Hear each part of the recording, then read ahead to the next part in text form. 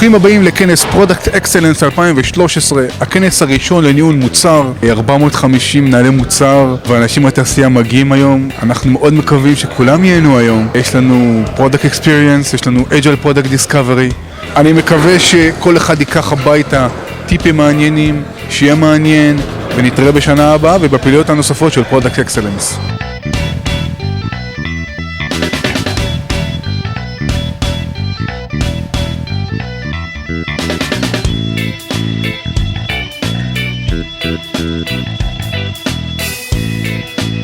אין בארץ כמעט כנסים למנהלי מוצר, וזו באמת הייתה הזדמנות מאוד טובה למנהלי מוצר שכל היום רק עסוקים בעבודתם, לבוא ולשמוע מפי האנשים הכי חשובים בארץ בתחום ניהול המוצר, מה בעצם קורה בתעשייה הזאת, שהיא בעצם מאוד מתפתחת ומאוד מרכזית.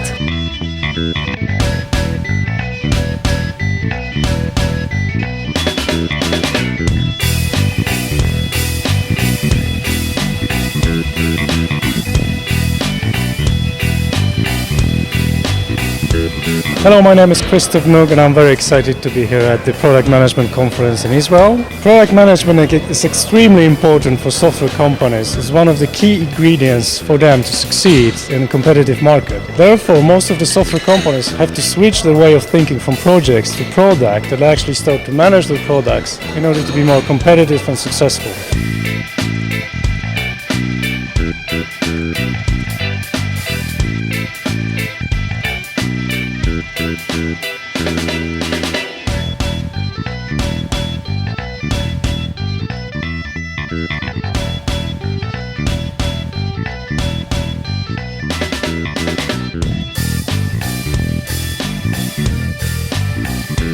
החומר הלימודי שהיה פה היה כל כך בעל משמעות שאנחנו ממשיכים ללמוד פה בישראל ולהתפתח ולהבין את המוצרים עוד יותר ועוד יותר לעומק. תודה רבה על ההזדמנות אפילו ללמוד פה היום.